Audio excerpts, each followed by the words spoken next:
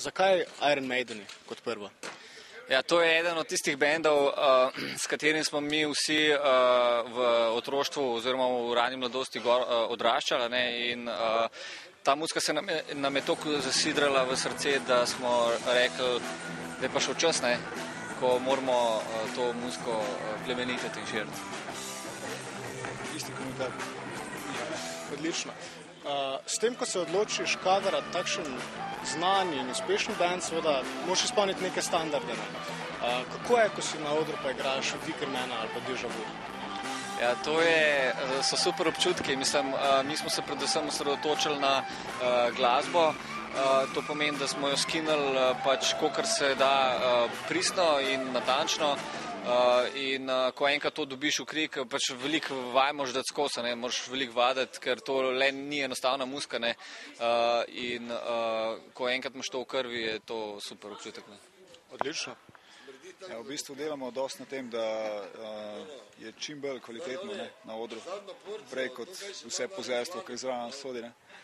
V bistvu smo varili za to, da res izpade dobro, no. To je v bistvu prioriteta vsega skupaj. Tako da se vam ne gre toliko za sceno, za efekte, za zvok, ampak mislim bolj za zvok, se pravi bolj za glasbo kot tako.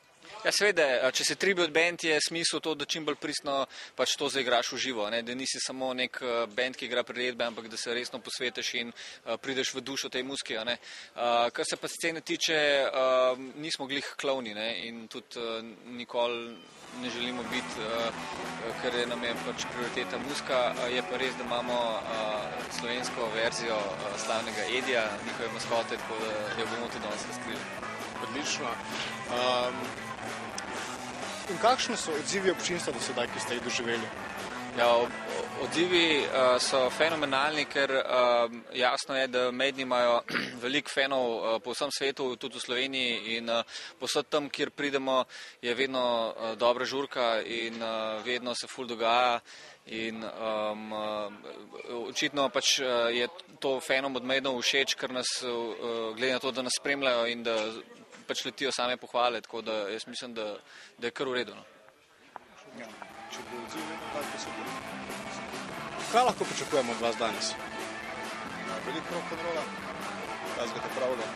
Upam, da se bomo približali vsem tistim, ko smo izvadili. Veliko heavy metala. Glede na to, da ste že dokaj dobro obvladate Maideni zvok, ste razmišljali kdaj, da bi lastno produkcijo razširili na podoben način?